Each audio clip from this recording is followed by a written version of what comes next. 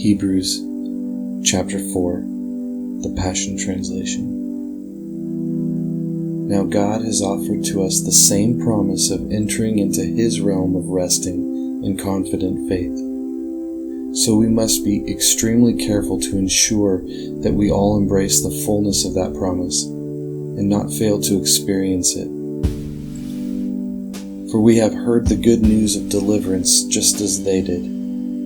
Yet they didn't join their faith with the word and activate its power. Instead, what they heard didn't affect them deeply, for they doubted. For those of us who believe, faith activates the promise, and we experience the realm of confident rest.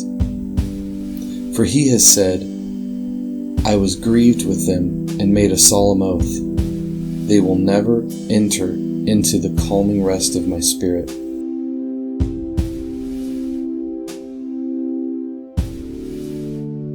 God's works have all been completed from the foundation of the world. For it says in the Scriptures, and on the seventh day God rested from all His works. And again, as stated before, they will never enter into my calming place of rest. Those who first heard the good news of deliverance failed to enter into that realm of faith's rest because of their unbelieving hearts.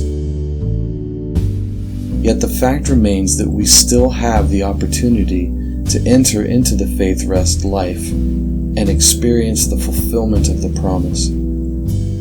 For God still has ordained a day for us to enter into called today. For it was long afterwards that God repeated it in David's words, if only today you would listen to His voice and do not harden your hearts.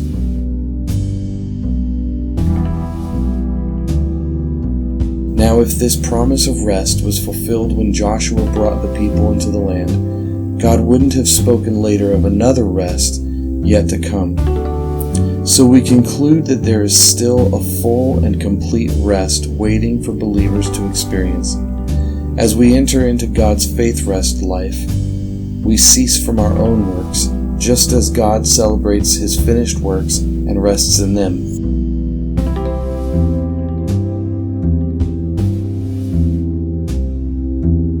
So then, we must give our all and be eager to experience this faith rest life, so that no one falls short by following the same pattern of doubt and unbelief.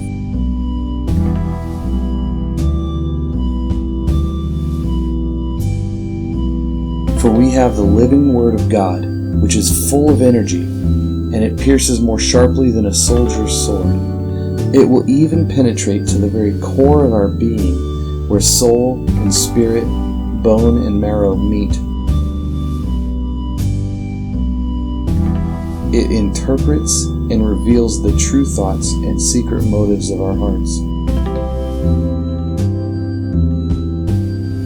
There is not one person who can hide their thoughts from God, for nothing that we do remains a secret, and nothing created is concealed, but everything is exposed and defenseless before His eyes, to whom we must render an account.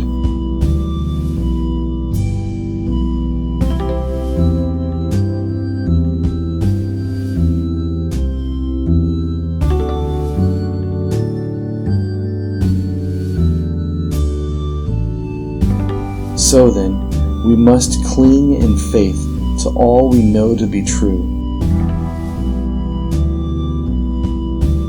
For we have a magnificent King Priest, Jesus Christ, the Son of God, who rose into the heavenly realm for us, and now sympathizes with us in our frailty.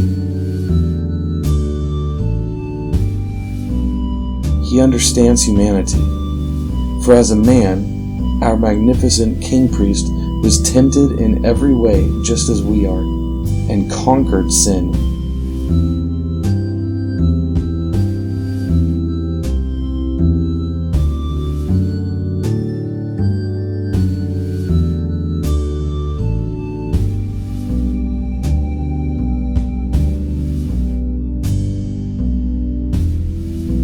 So now we come freely and boldly to where love is enthroned.